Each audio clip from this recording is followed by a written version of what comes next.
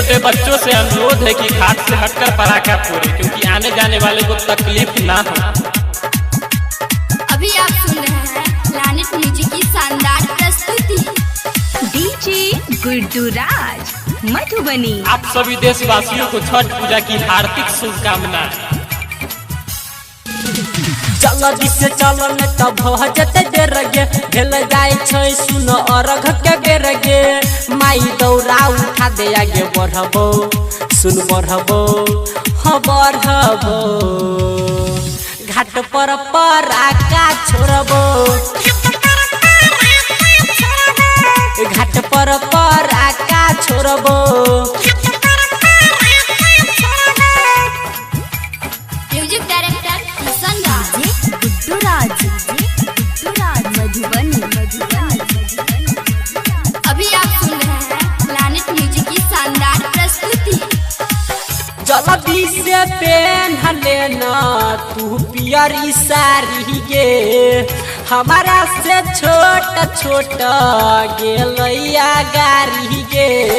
जल्दी से पहन लेना तू पियरी साड़ी गे, हमारा से छोटा छोटा चल गेलैया गाड़ी गे। माई अइबे संझ पूजा करबो करबो करबो। घाट पर पराका छोड़बो,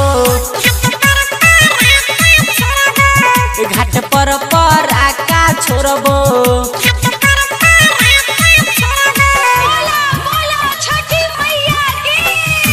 गुड्डू राज मधुबनी। अभी आप सुन रहे हैं प्लैनेट म्यूजिक की शानदार प्रस्तुति।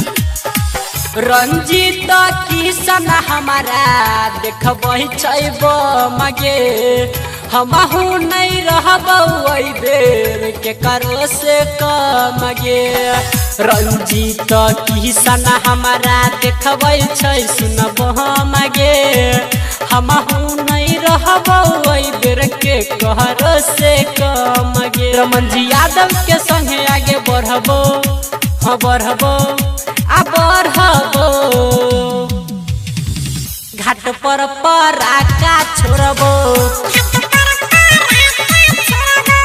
घाट पर पराका छोड़बो। Planet music Darbhanga.